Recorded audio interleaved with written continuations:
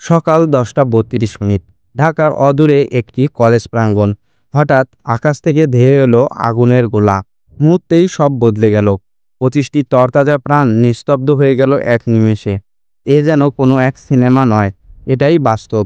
এটাই আমাদের দেশের হৃদয় বিদারক একটি ঘটনা। হঠাৎ একটি প্রশিক্ষণ বিমান সমস্যার কারণে নিয়ন্ত্রণ হারায় এবং ভবনের উপরে ভেঙে পড়ে। আগুন ছড়িয়ে পড়ে চারপাশে। শব্দে কেঁপে ওঠে গোটা এলাকা। প্রত্যক্ষদর্শীরা বলেন, আমরা শুধু বিকট শব্দ শুনি, তারপর ধোঁয়া আর চিৎকার।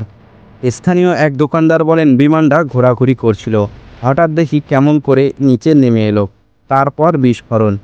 এক শিক্ষার্থী বললেন, আমি ক্লাসে ছিলাম, জানালার পাশে বসেছিলাম, হঠাৎ দেখি আগুন, তারপর আর কিছুই মনে নেই। হতাহতের সংখ্যা বেড়েই চলেছে।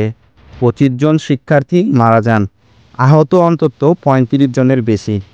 অনেকে আছে এখন বর্তমানে লাইফ সাপোর্টে। আগুন নিয়ন্ত্রণে আনা হয় প্রায় 1 ঘন্টা পর। আহতদের কুর্মিটোলা ও ঢাকা মেডিকেলে পাঠানো হয়। এক উদ্ধারকারী বলেন, অনেক শিক্ষার্থী ধ্বংসস্তূপে আটকা পড়েছিল, আমরা চিৎকার শুনে তাদের বের করেছি। ঘটনাস্থলে মানসিক অবস্থা ছিল বিভীষিকাময়। ঘটনার পরদিন থেকেই শিক্ষার্থীরা রাস্তায় নামে। তাদের দাবি, কেন প্রশিক্ষণ বিমান জনবহুল এলাকায় উড়ে? কলেজের পাশে বিমান চলাচলের অনুমতি কে দিল?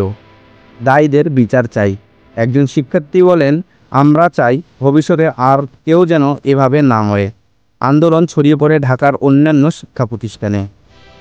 কর্তৃপক্ষ সবাইকে বলেন, প্রাথমিকভাবে মনে হচ্ছে এটি একটি যান্ত্রিক ত্রুটি।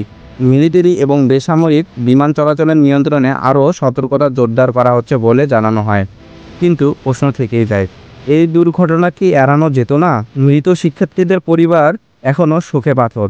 কারো ছেলে, কারো মেয়ে, যাদের স্বপ্ন ছিল ডাক্তার, ইঞ্জিনিয়ার হওয়ার, আজ কেবল স্মৃতি। গোটা জাতি দাঁড়িয়ে আছে প্রশ্নবিদ্ধ এক নীরবতায়। এই ঘটনাটি চোখে আঙ্গুল দিয়ে দেখিয়ে দিল আমাদের অবহেলা কতটা প্রাণঘাতী হতে পারে।